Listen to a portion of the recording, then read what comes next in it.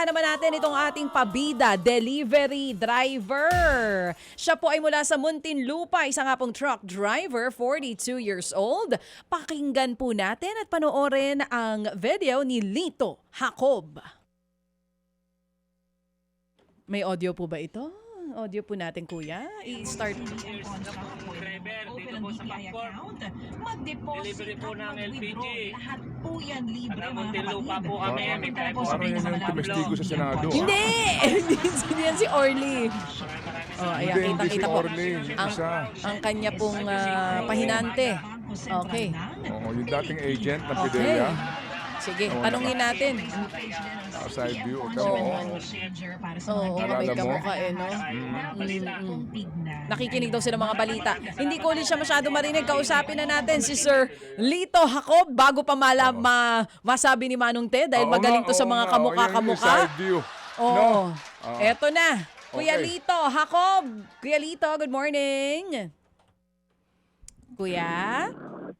Hello po, good morning ma'am.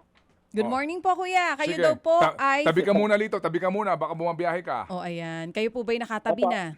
Ba? Okay. Apa. O, sige. Yun. Ito, may video din sila pinadala na tumabi talaga Tanong mo, sila. taga saan? Ito yung muna. Yes. Kuya Lito, kayo po ay mula sa Muntinlupa. Tubong Muntinlupa po ba talaga kayo? Hindi po ma'am, taga Mindoro po. Paano po kayo napadpad? Paano po kayo napadpad sa Muntinlupa? Naghanap po tayo ng trabaho nung tayo po ay binata pa. Kumuha galing Oo. at dito po tayo kuha ng trabaho po sa Oo. Maynila. So, ilang years na po kayong delivery driver? 15 years na po ma'am. Tagal na rin po. Dapat magsipag kasi meron po kayong 16 years old, 13 years old na pinapaaral. Opo. Oo, kayo po'y 42 anyos, so medyo maaga po kayo nag-asawa. Tama lang po ma'am. Tama, ilang taon po yung tama lang po? 27 po. 27, saktong-sakto lang. O sige po. So, ito pong 16 years old, 13 years old din yung anak, pareho pong nag-aaral. Opo ma'am, pares po nag-aaral. O, si Mrs. po ay nasa bahay lang.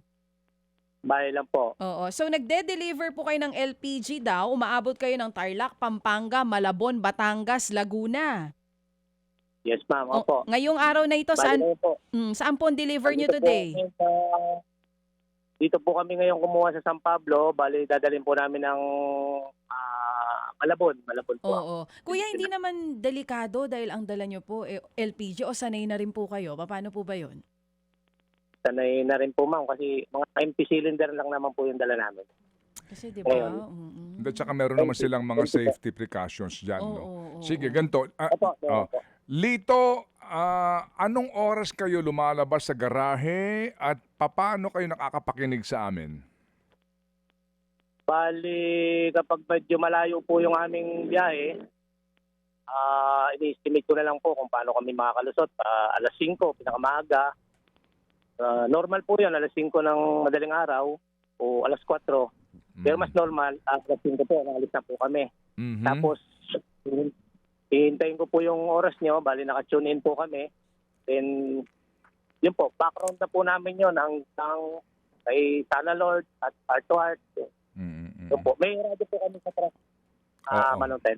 Oo nga. So, Lito kasi hindi naman maitatanggi, no? May hangganan lang naman yung ating signal. Kasi nga, radyo ito at kapag nalabas ka na ng Metro Manila, may mga nagfe-fade na yan usually.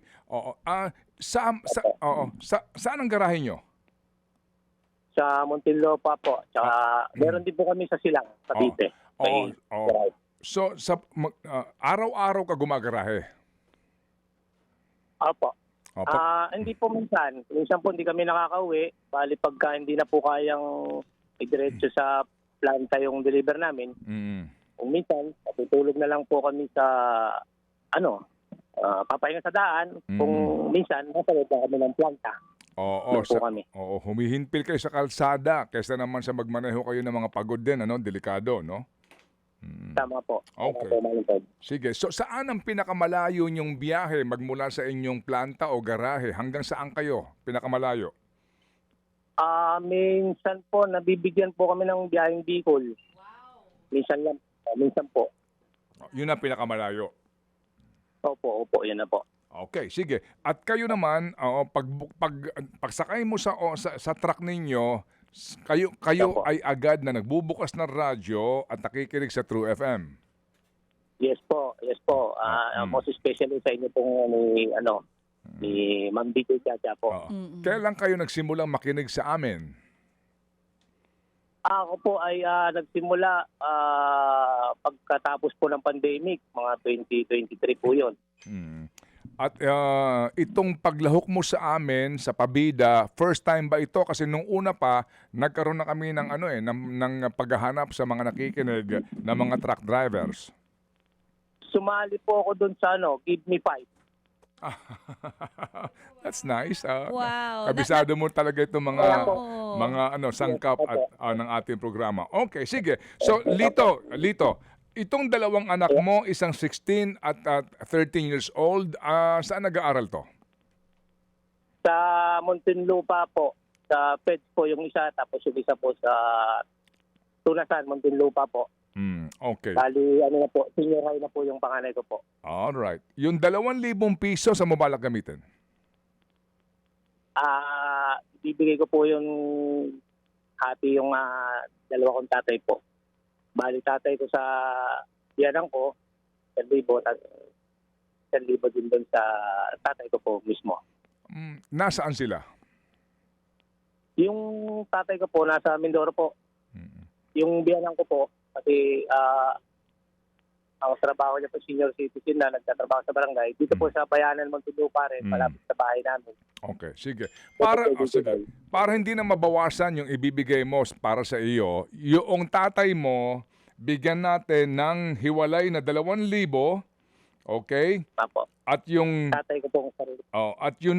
at yun namang binan mo, ay paniba at ibang 2,000. So meron ka ng 4,000 sa kanila. Alright? O sige.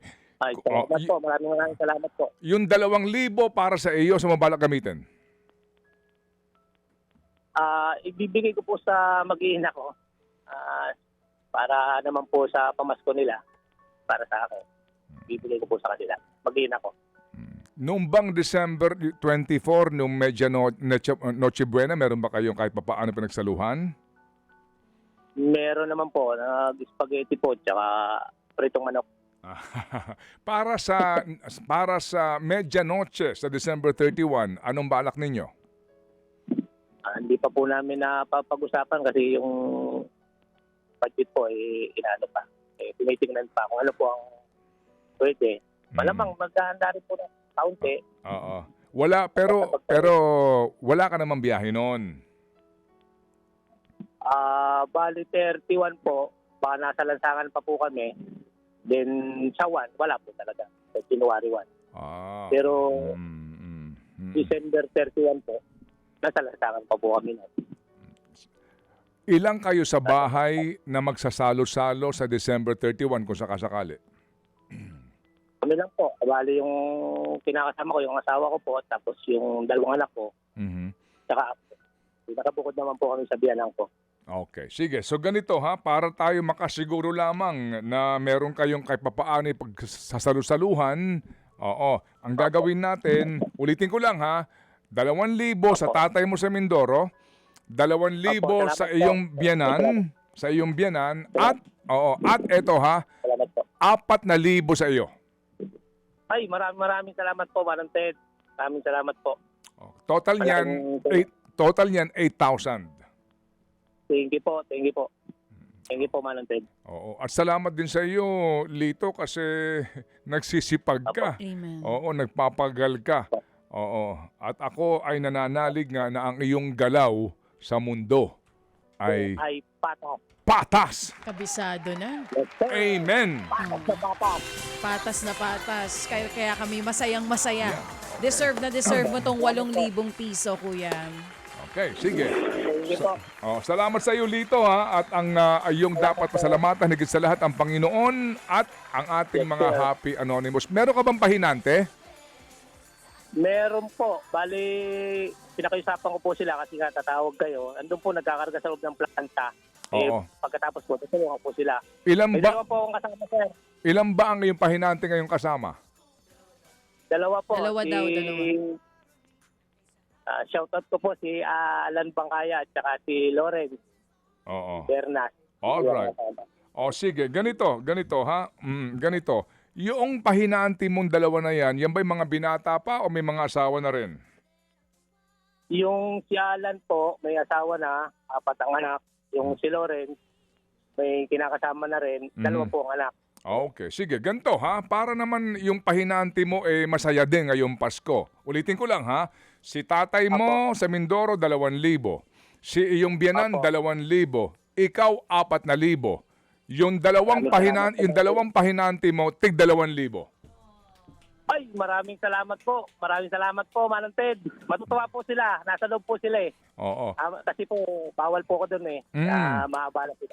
Oo. So, basta po ako. So ang total dito ay 12,000. Kasi si Happy Birthday Boy kahapon, no? Nagdagdag na ng 3,000 at yung 1,000 din po. Sagot na po yan ng ating pong Happy Anonymous. Okay, sige. So ulitin ko lang ha. 12,000. Oo. At gusto lang namin makakuha ng pictures sa iyong mga pahinante at ang kanilang paghahanda ngayong December 31. Okay? Sige po. Pakakain niyo po. Okay, maraming salamat po. Amen. Sige po, matutuwa po yung mga kasama ko. Salamat Amen. po, Manong Ted. Thank you, Lord. Thank you, Lord. Thank you, Lord. Salamat. Thank you. Yun.